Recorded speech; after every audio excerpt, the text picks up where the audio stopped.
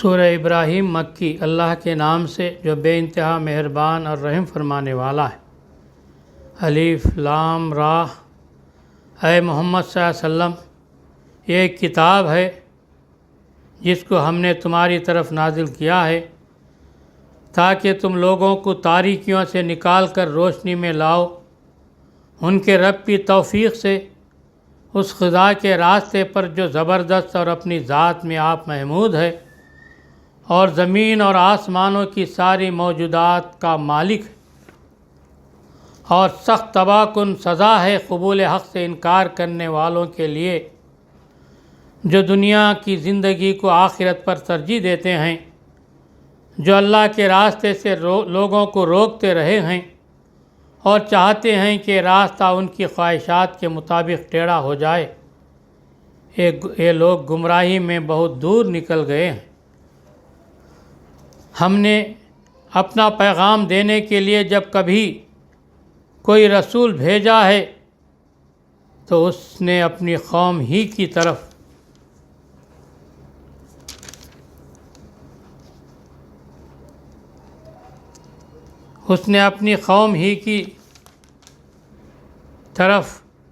قوم ہی کی زبان میں پیغام دیا ہے تاکہ انہیں اچھی طرح کھول کر بات سمجھائے۔ پھر اللہ جسے چاہتا ہے بھٹکا دیتا ہے اور جسے چاہتا ہے ہدایت بخشتا ہے، وہ بالا دست اور حکیم ہے۔ ہم نے اس سے پہلے موسیٰ علیہ السلام کو بھی اپنی نشانیوں کے ساتھ بھیج چکے ہیں۔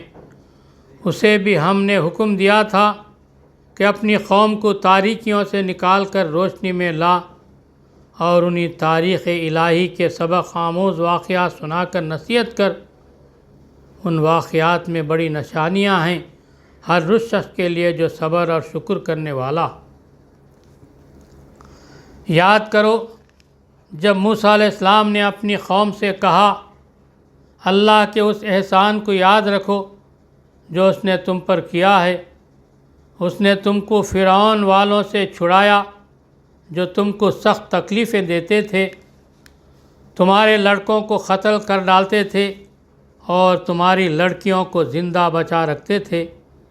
اس میں تمہارے رب کی طرف سے تمہاری بڑی آزمائش تھی، اور یاد رکھو تمہارے رب نے خبردار کر دیا تھا کہ اگر شکر گزار بنو گے تو میں تم کو اور زیادہ نوازوں گا، اور اگر کفران نعمت کرو گے تو میری سزا بہت سخت ہے۔ اور موسیٰ علیہ السلام نے کہا کہ اگر تم کفر کرو اور زمین کے سارے رہنے والے بھی کافر ہو جائیں تو اللہ بے نیاز اور اپنی ذات میں آپ محمود ہیں۔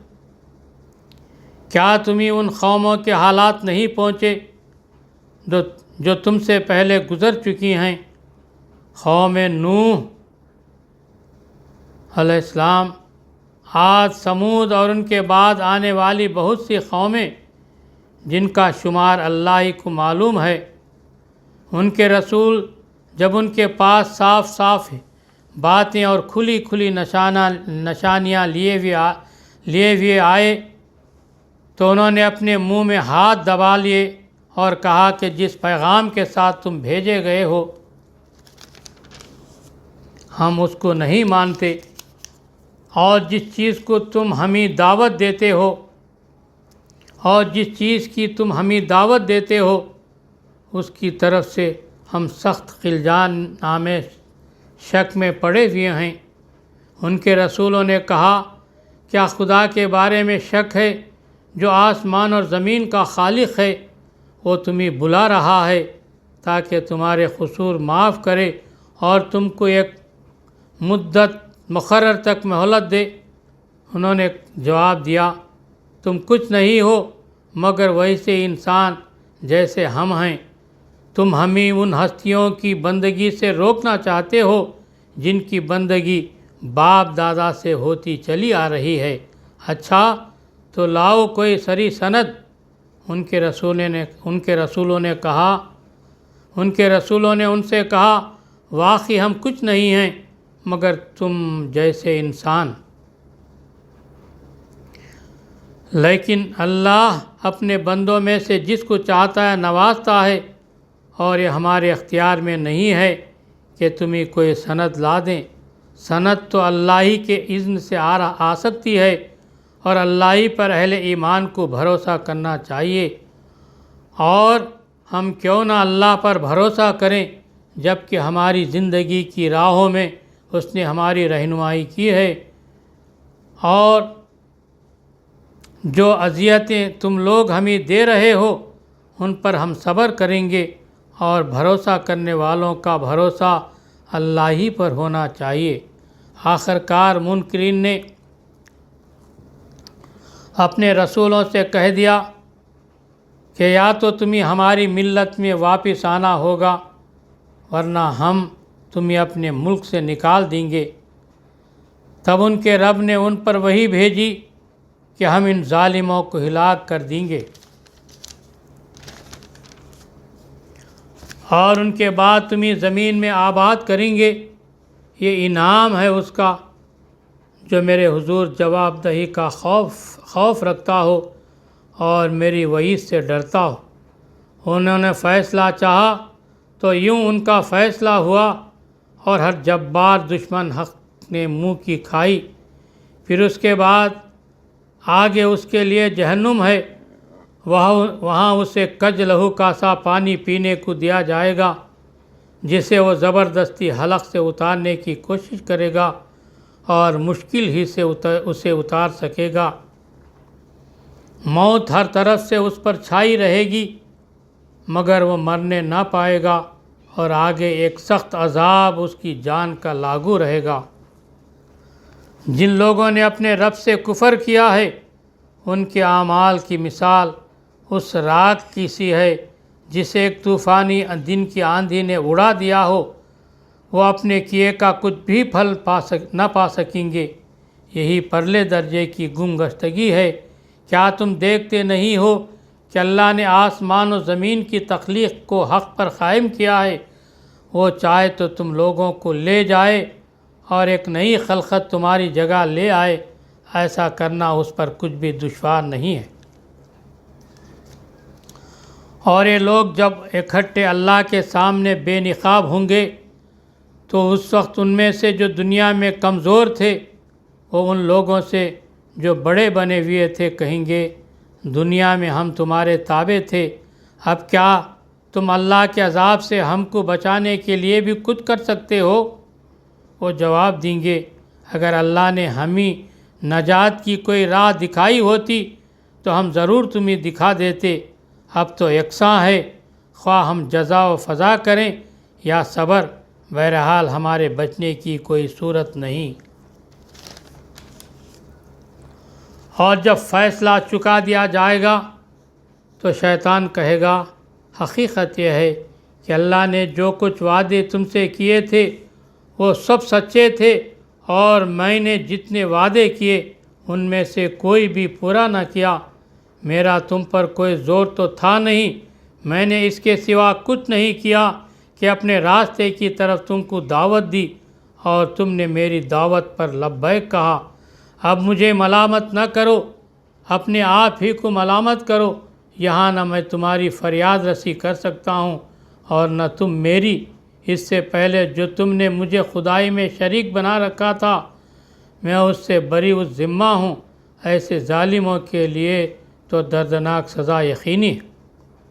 بخلاف اس کے جو لوگ دنیا میں ایمان لائے ہیں اور جنہوں نے نیک عمل کیے ہیں، وہ ایسے باغوں میں داخل کیے جائیں گے جن کے نیچے نہریں بہتی ہوں گی۔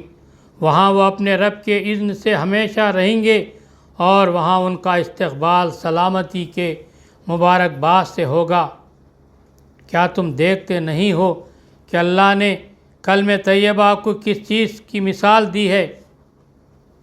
اس کی مثال ایسی ہے جیسے ایک اچھی ذات کا درخت جس کی جڑ زمین میں گہری جمی ہوئی ہے اور شاخیں آسمان تک پہنچی ہوئی ہیں۔ ہر آن وہ اپنے رب کے حکم سے اپنے پھل دے رہا ہے۔ یہ مثالیں اللہ اس لیے دیتا ہے کہ لوگ ان سے سبق لیں۔ اور کلمہ خبیثہ کی مثال ایک بدذات درخت کی سی ہے جو زمین کی سطح سے اکھاڑ پھینکا جاتا ہے۔ اس کے لیے کوئی استحکام نہیں ہے۔ ایمان لانے والوں کو اللہ ایک قول ثابت کی بنیاد پر دنیا اور آخرت دونوں میں ثبات عطا کرتا ہے، اور ظالموں کو اللہ بھٹکا دیتا ہے۔ اللہ کو اختیار ہے، جو چاہے کرے۔ تم نے دیکھا ان لوگوں کو جنہوں نے اللہ کی نعمت پائی اور اسے کفران نعمت سے بدل ڈالا، اور اپنے ساتھ اپنی قوم کو بھی ہلاکت کے گھر میں جھونک دیا، یعنی جہنم، جس میں وہ جھلسے جائیں گے اور وہ بدترین جائے قرار ہے۔ اور اللہ کے کچھ ہمسر تجویز کر لیے تاکہ انہیں اللہ کے راستے سے بھٹکا دیں۔ ان سے کہو اچھا مزے کر لو، آخر کار تمہیں پلٹ کر جانا دوزخ ہی میں ہے۔